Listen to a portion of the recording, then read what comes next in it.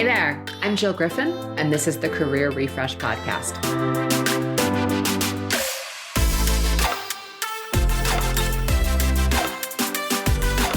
I'm a former media and marketing executive turned career strategist and strengths coach. I spent my career working my way up and through the ranks of global organizations and startups. And today, I show others how to do the same. Join me each week as we discuss the strategies to leverage your strengths, increase your confidence and visibility, and reset your career with actionable steps towards a finer future. Ready? Let's do it.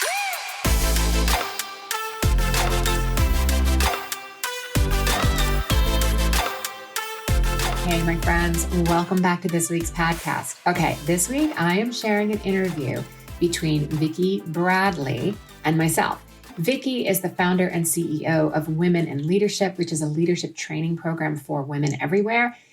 We talk about everything. We talk about workplace trauma and how to get through being fired. In that case, that's me, how I worked through being fired and how I found career joy again. So give a listen and let us know what you think. Either email me, I'll include that in the show notes at hello@jillgriffincoaching.com, or reach out on Instagram and we can chat there too. All right, give a listen and I'll see you on the other side. Jill Griffin has joined us today. She is an executive coach. She's a speaker, and I love this part. She is a BS buster. And, we can all put our thought into what BS might be, but it's actually your belief systems. So we're excited to learn about busting those belief systems. She is recognized by Advertising Age as one of the top 25 women to watch. She was also named one of the 50 most influential people in content marketing by NewsCred. She's also the two-time winner of Media Week's Media Planner of the Year. And she has spent about 20 years coaching and building company cultures. Jill also had a traumatic time in her life with a brain injury. And so today we're going to be talking about, how do you rethink, how do you reset, reboot your life and career? Well, let's jump in because I know everybody's excited and our time is always precious. And we have lots to cover off. So let's just share a little bit about your background so that people have an understanding of, the marketing background you came from, the brain trauma, and then how you became this, awesome coach. Great. Yeah. So I actually started my career at Atlantic Records and started working in marketing, being in strategy, eventually moving into advertising, and then working on some of the world's most well-known brands, things like Coca-Cola, Samsung, Microsoft. But what was happening is just as my career trajectory was taking off, I had a head injury, traumatic brain injury is what it would be classified as. I was hiking in Australia. I took a solo trip to Australia to go hiking and I fell. And it resulted in me taking a tumble down a small waterfall, but still a waterfall. So some other hikers helped me. And the interesting thing about brain injury is they're insidious. And it took about a good 6 months for the full impact of what had happened to really set in. So it was the discovery that continued to unveil itself over the months post the concussion and then the brain injury. And really at that point, what was also happening is my career, I'm doing better. I'm, getting into more and more opportunities and more leadership positions. But because of the cognitive impairment, I wasn't able to tell what was my own ego and my own nonsense, what was potentially a toxic situation or a tough work environment. There's the velocity of business that's natural in any environment. And what's just sort of natural, it's work, not a hobby. What's just sort of natural that happens in work. And I couldn't really discern what was what. And I just got to a point that I was like, I'm out, meaning I have to figure this out. It is a non-negotiable. So what I ended up doing was I started to put connections together that food and environment were making my symptoms better or worse. So I started to study the brain health. I became a functional nutrition educator. I became a health coach. I started doing that work and doing it through the lens of food and environment, which is what helped me learn about the brain, and then learning cognitive behavioral therapy, positive psychology. And starting to then implement it and see that I was making changes and starting to be able to perform better. And then I just brought it back into my day job because I was doing all of that while I still maintained the day job. And in a very short period of time, my performance and the rewards and the promotions started coming. My team was doing better. Everyone was like, what is going on? And, many leadership or supervisor would be like, 2 for the price of 1. You're a marketing strategist and a coach, like go on, keep doing it. Right.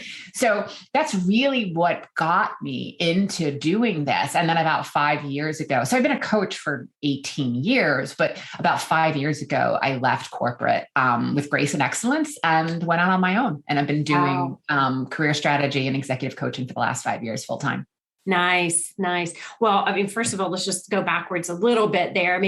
Okay, first of all, solo trip to Australia. Thank the Lord, someone saw you, found you when you had, that is incredible that happened. And, that tenacity that you have to, go out and conquer the world, like you're demonstrating that in multiple ways, which is beautiful to see. Yeah. So, I'm glad to see that you're thriving and, you've got this great practice and you're still implementing what you were doing. You're just helping others learn how to do that, which is amazing. So just to tap in for a few minutes, if you don't mind, when you talk about the brain health and understanding the brain more, what were maybe 1 or 2 of the things that were most pivotal for you to help you start to, recognize like where you were and where you wanted to get to? Yeah, no, it's a great question. I would say the first thing that I had to figure out was what was in my control and what was out of my control. So what was in my control is what I put in my body, and understanding that there are foods and things that might be totally healthy and fine for you. But for me, they would put me into brain fog. They would put my motor skills really sloppy. I would often represent as if I was drunk. Meanwhile, I don't drink, right? Lighting, stairwells, anything in my peripheral vision. If I'm in a workstation that happens to be facing a pathway with lots of movement, I would stand up and tip over, right? Oh, wow. So there was a constant, how invisible disability is not really talked about. And invisible disability is anything that's going to impair your everyday ability to take on regular actions. And it's anything from brain injuries and dizziness to asthma, MS, ulcerative colitis. Anything that's going to impair. And things are very different today, and we're getting more and more awareness. But when this first happened to me 18 years ago, there was no invisible disability section of the employee workbook. Right. Yeah, no, exactly. You're just figuring it out on your own. So the part that I could control was what I could put in my environment. And then also there was parts that I couldn't control. There's many things about the environment that I couldn't control. So does it mean that, if we get into a little bit about the firing that I had, a lot of that had to do with how I couldn't perform in an environment that was being interpreted as me not being a team player. Because I couldn't. So, and just really getting understanding of what I can and can't do. So that, and knowing your non-negotiables, like it is a non-negotiable for me to go to a place that has blinking lights and alcohol. It's just not going to work. Yeah. Wow. So many things you shared there. And I do want to jump into, the trauma of getting fired in just a second, but even, at front, like think back 18 years ago as an employer, I'm sure that some of your colleagues were even looking at you going, what is wrong with her? Like, is she on drugs? I can only imagine 100%. They must have been like, she's so weird because I didn't tell anybody, right? Yeah. I didn't want it to impact my opportunity. And I just hid it. My friends and family knew, but I wasn't talking about it. So I got to this level of constantly compartmentalizing my life, which is really living a lie, which is exhausting. I felt that if you knew, then you would be like, you'd want to take care and be like, oh, well, maybe Jill shouldn't do that. Meanwhile, I'd be like, no, let me decide. And again, doesn't mean any of this was true. This is my thought process based on, direct and indirect signaling that I would receive within our culture. Yeah. Wow. And that is such a critical comment that you made, like, because we do create those stories ourselves, right? And we think that other people are thinking these things. Meanwhile, most of the time they don't have a clue as to what's going on, but we're fueling ourselves with that, which can manifest physical ailments. And, the good thing is you didn't allow that to define you. So let's jump into and talk about like what happened, when you got fired, and then how did you find that joy again with a career? Yeah. So the trauma was legit. Getting fired, at least, I live in the US and most of us, our healthcare is employer sponsored. So I have a brain injury. I have a traumatic brain injury. If I don't have healthcare, I don't get better. So losing my job meant you're actually taking away my ability to get help and get the healthcare that I need. So that trauma first was the initial blow of like, what am I going to do? Right. So that was part one. And then part two is I needed support. Like, as I say, I got my face coached off. And it's really what helped me come into one of the reasons why I do what I do today is helping people work within the environment in situations that sometimes are absolutely untenable, but we still get to choose how we want to work within an environment. And other times our brain's being a total jerk. And we have to question and like, is this true? A friend of mine always says it's like you're a toddler with a knife, right? You're like, your brain is sort of doing it to yourself. Like, is this really true? And is this how I want to think about things? So that, just to sort of set the stage there. And then the other thing that I did in order to deal with the trauma of being fired is I had to decide how were they right? Right? Because I needed to free myself and not be the victim. Because if I make them right, now I can acknowledge that, okay, that's, we're in agreement and I now take my power back because victims don't recover.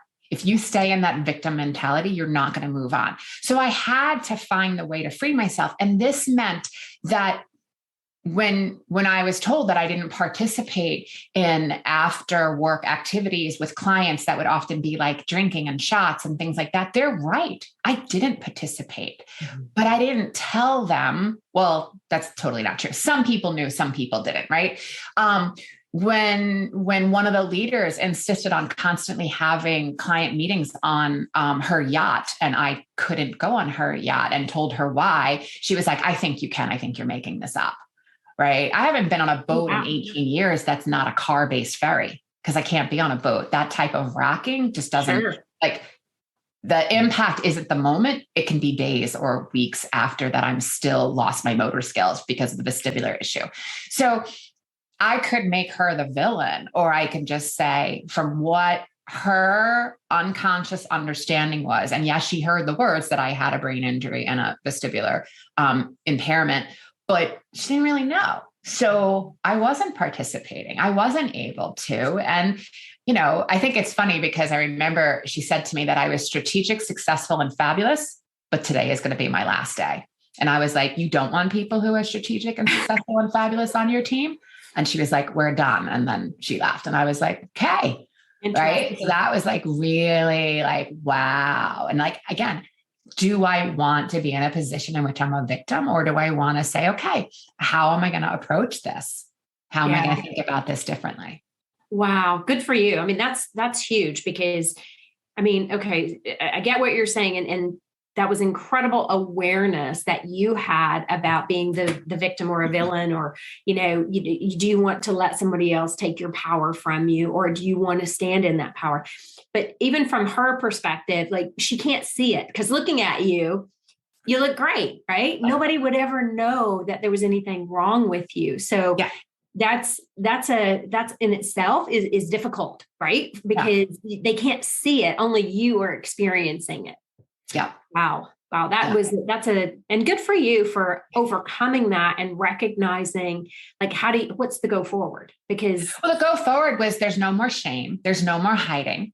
Like I was probably a heat seeking missile of resentment because I kept wanting to be back pre-injury. Yes. And that is not a possibility because I literally broke stuff within my ear canals, right? Like I can't fix that. And constantly saying to myself, okay, I'm going to believe in myself and I know what I'm really good at, and knowing my own strengths and how am I going to lean into that? And that's really where I started to get my joy back. Like it can be true that I can't go on a yacht and I can't therefore enjoy the camaraderie and the bonding and the collaboration between the company and clients. And that's true, but it doesn't mean that everything then like we go to all or nothing thinking, and really teaching myself that like, this is one moment in time. And in a couple of years from now, it's not going to matter. Yeah. Maybe in a week from now, it's not going to matter. Yeah, no, exactly. Exactly. That's wonderful. And so to your point though, the mind is very powerful, right? So how did you develop those mindset practices that, help you to deal with your disability and how people started to see you, but your career and just your overall life? Yeah. Yeah. Great question. So I devoured everything that I could, like, that came into my vision, meaning, so my insatiable curiosity, reading about other successful people, and then also other people who had challenges, whether visible or invisible, and starting to put together the threads of what, the circumstances are all different, but starting to put through some of the threads in which I was taking away. And a lot, maybe it came down to that your thought becomes your reality. So, I joke with my clients all the time and say, be ridiculous, be outrageous, because it becomes your reality, right? Yeah, I can live in exactly. your reality, or I can live in my reality. And so just to take that from like sort of the esoteric into the real, I can open social media first thing in the morning, and now that becomes my reality. So whatever tension or whatever is going on in everybody else's mindset, now I've decided to borrow, and now I'm in that. Or I can choose to not do that, right? And therefore I have another reality. I mean, it's something as simple as that, as being really clear in what I'm putting in my body, whether it's mental or physical. And that went to like the content that I consume. And, I made my career as a content creator. So I was a ferocious consumer of content. So what's the content I'm putting in my body? How am I thinking about this? Really starting every day with a prayer and meditation practice. I then also do possibility work. I really think about what's possible for today. And then I go to the experience of if the possibility is realized. It is the day after the possibility. What, like as I say, like, New Year's Eve is coming. There's nothing you need to do to make New Year's Eve come. You just get to decide. Are you celebrating? Are you dressing? Are you going out? Are you coming in? That's the way I think about possibility. This thing is possible. I will get past this. So how do I want to do it in the meantime? And I let that feeling, I use feelings as fuel. I let that rev up in my body. And then since my thoughts become things, if I'm taking action from joy and inspiration and determination and focus, guess what I'm going to create? Absolutely. Right? Versus if I'm taking action from fear and grasping and urgency and like, I have to get out of this position, guess what I'm going to create? And that's really what this journey has been, is understanding that like, this is a $1 billion machine and I'm going to protect it as much as possible. Wow. You said so many things there. Wow. First of all, we're cut from the same cord. Okay. I'll just tell you that. I love hearing that. I'm the same. It's like, if you believe it, you'll achieve it. Right. Yep. And it's that knowing it fully in your soul that the possibility is there. So I love that. What I'd like us to take just a second and talk about, if it's okay, is when someone struggles to get there. Because so often, I mean, you and I both coach on this. So often people struggle to see that possibility. What are maybe two things that you do for yourself to really help someone move from that place of impossible to possible? Mm-hmm. Yeah, that is a really great question and very needed. I try to find the neutralized thought. Like I always say, I can't take you from first to fifth gear. I'll blow the clutch. I have to pass you through neutral. So if you're in a place where, oh my God, this is what's happened, and a place that's like, oh my God, this is never going to happen. What's the thought in between? Or maybe there's a few thoughts in between. This idea of like, all right, it's possible it could happen. I'm willing to believe it's possible. I'm open to seeing that it's possible, right? And you just start like wiggling off the two thoughts a little bit and finding something in the center is one of the things that I use regularly. And then also, if anyone's familiar with Byron Katie's work, I love her questions. Is it true? Yeah, I do Can too. I prove it true? And usually by the time I say, can I prove it? it's done because it feels true, but you can't prove it. Yeah. Yeah. Awesome. That's great. Yeah. I love her work. It's beautiful. The other one you made me think about when you were speaking there, and I don't know if you've read this yet, but Dr. Joe Dispenza's Supernatural. Have you? Yes. Yeah. It's been a while, but it's come up a few times. So it means I need to refresh reading that book again. Yeah. It's like so powerful because it's really what, it sounds like what you're embodying. It's what I'm embodying as well about, the possibility and shifting that energy from a place of can't to can and really believing what's possible. But great book. I love that one. Awesome. So what do you feel like have been maybe the most important lessons in your life? You were this amazing career person, had this awesome, work that you were doing. And then now you have this invisible disability. What have you learned through that? Yeah, that is a great question. I think the first thing I would say that I've learned is like, there are no geographical solutions. So I think it's going to be better when I get there, or if we think maybe I should just move to a different city. Or what I hear a lot, talking with a client yesterday who was saying like, I just feel if I could get the new job, if I get the new job, I'll get like my motivation back and I'll feel better. And it's like, it doesn't work that way. I mean, John Kabat-Zinn wrote the book, Wherever You Are, There You Are, right? Like you're bringing yourself with you. So the biggest thing for me has always been like, I got to clean this up first. And again, if you are in a situation where it's threatening or abusive, we're not talking about that, but we're talking about thinking within the general malaise of work and life and career when we want so urgently to do something. There are no geographical solutions, and really find a way to clean that up. And the second thing that I've learned is that if I'm coming from urgency and I'm not running from a burning building, then it's fear talking. So really checking myself and being like, is this really urgent? Do I have to really send this email right now? Do I have to get this done right now? Or is there some fear behind that? And then just, again, becoming the examiner of my thinking and like, what is really going on here?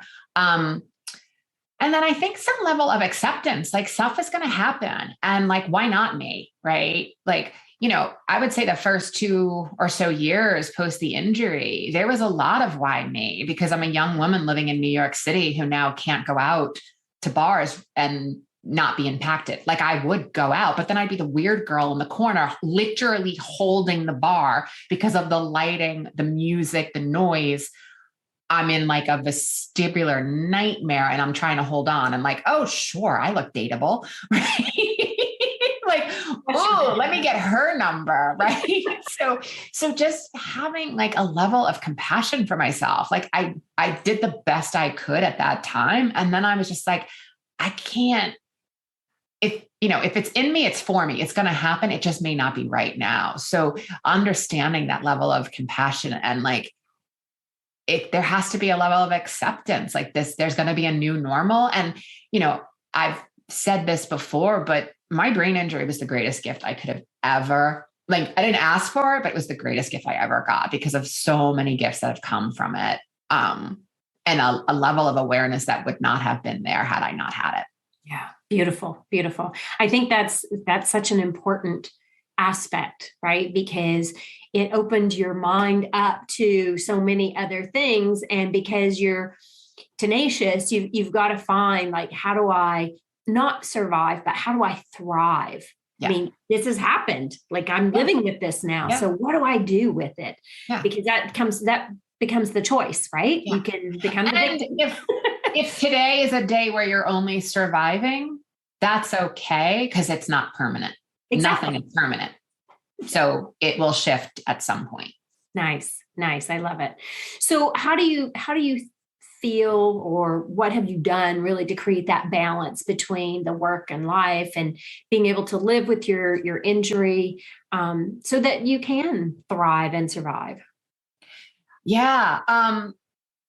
Well, I call it my 3 C's, right? Which is clarity, certainty, and confidence. So the first is like, I have to get real clarity on what are my non-negotiables. What are the yeses, the nos, and the maybes? Like, you need a criteria for your maybe. And that's everything from, for so many years, I would give what I viewed as my best to what I did from Monday through Friday at work. And then by Friday, I would basically spend half the weekend in bed because I'd be so exhausted or, cognitively and vestibularly messed up, so that the people that I care about and the people I love aren't getting me. So I had to be really clear of like, it's a bit of a mentality of time management, but also like, okay, I choose to do this work for a living. And there is going to need to be some level of like going out and socializing, but it's one night this week. That's it. So how am I doing? How am I looking at things? How am I carving out that, I'm no longer doing the call at 5 a.m. with Dubai in the office. Right? Yeah, no kidding. Right. So sure, that's a requirement of the job, and that's okay because I get to work with other people across the world and learn great things about their culture and their way of doing business. But maybe I can do it with the screen off in my my jams and like do it later. So I think what's so funny is we, at least speaking for myself, we tell ourselves stories that I have to be in the office dressed and ready to do that kind of thing, where you really don't. Like, you're showing up and you're doing the job. So that's, again, it's like, it's getting that level of clarity. I could do that call, and then I can do yoga, and then I can get in the shower. And if I come in an hour or two later, I've already been working. Like, it's, but there's never been a time in my life where someone's been like, Griffin, where were you? Right? But we tell ourselves these stories that we have to do things a certain way. So that type of clarity has been really helpful. And then the second thing is like the thoughts. It really comes back to, how do I want to train my brain to create the results that I want? So getting really certain in the thoughts that I want to be practicing regularly, the thoughts that I believe already, and affirming them. And when I don't have something like we just said, like, how do I find like a neutralization, or how do I wiggle off that? Or how do I go get coached? I mean, I have plenty of friends who have coached. I have my own coach. Like, for some people it might be therapy, depending on what they're working through. Some people it might be coaching, but it's so much better to not do this alone. Yes. So you go get the help, right? Like the impact of having a coach now, probably for 20 years in some capacity, different coaches, different groups, different times, like that level of getting certain so that you're able to shape your own thoughts and you're not outsourcing your thinking to everybody else and being like, well, what do you think? What do you think? What do you think? And then all of a sudden it's like your thought goes to the highest bidder. It's like, sure, check with a few people that are trusted confidants, but then what do I think? How do I want to go about this? And then the last thing is like, within confidence, is that so often we're so afraid to experience a crummy emotion. And emotions sometimes really are just like, it's just a neurochemical. It's just pulsating through my body. I can get through this. It sucks. I don't want to feel this way right now. But if I allow myself to feel it, I'm going to get through the other side, which means I can create confidence because I know that I can experience anything. And even if it's uncomfortable or like, I don't want this experience, I know I can get through it. Because if I don't, what I've seen both in some of my own behaviors over the years and then what I see in clients, it leads to this like overconsumption. So we don't want to feel it. So we overwork, we over social media, we're binging on Netflix, food, alcohol, recreational drugs, because we just don't want to feel that thing. And it's like, you just keep letting yourself process it. Eventually, the way the brain works, it goes, yeah, this sucks and I don't want this, but I know how to get through it, going back to where it creates confidence. So those are the things that I've done. And again, I sort of bucketed them for myself into that sort of 3C. So I remember when I'm in the moment where my brain is being the toddler with the knife and like the jerk. Okay, what's happening right now? Oh, well, Jill, you haven't eaten well, you didn't exercise, and you haven't done thought work in 2 days because it's the weekend. No wonder you're off. Maybe you should do investigating what's floating around up there and start there before you decide any major decisions or what you're trying to do. Yeah, that's awesome. And that's, again, goes back to such great awareness that, you've been able to harness to have such good impact on you. And it is okay to feel those emotions. And that's what they are, right? But they can also be the signals that we need to wake us up, right? So I want to thank you all again for being here. Happy New Year. Love to hear what your intentions are. And Jill, please stay in touch with us, and we'll see you again very soon. Hey everyone, thanks for listening. Look, before I wrap, I wanted to tell you about a new program that I am launching in February of 2022. It is a group career coaching program.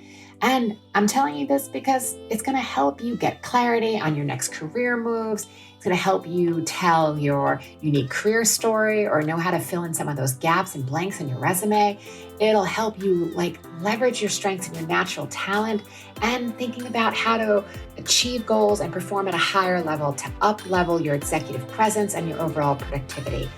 And if you're looking for support in this area, I'm going to put that link to get on the list for more information in the show notes.